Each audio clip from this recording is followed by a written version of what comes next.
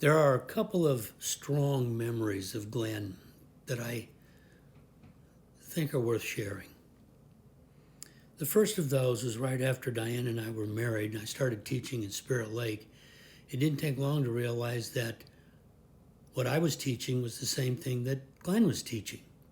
In fact, we were using the same textbook. Well, needless to say, there were many opportunities those years when we traveled up to Wyoming or they traveled to see us that we could sit down, Glenn and I, and talk about what we were doing in class. For me, that was a great benefit. He helped me to understand some of what he had learned over many years of teaching that I was just beginning to realize. I remember those discussions well. Some of them were carried over into graduate school. When I went back to graduate school, Glenn and I still continued to discuss what was going on in my learning and how what I had learned in teaching was going to play out when I became a teacher of teachers. Good memories, good discussions, great insight. Now, many of those discussions took place at the kitchen table in Wyawiga. We all know we could sit there and talk forever.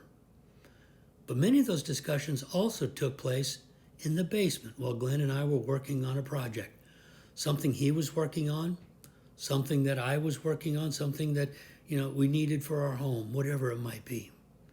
We could be down there for a whole weekend working, making sawdust, cutting boards, turning wood on the lathe, sanding, who knows. It was just great times. I remember distinctly that he was working on toys for his grandchildren. And I could help him with that in some way. But I also learned the importance of making something for others.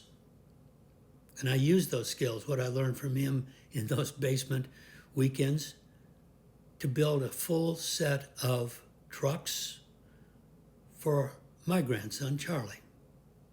In fact, I used the same book that Glenn used to make some of the trucks for his grandchildren.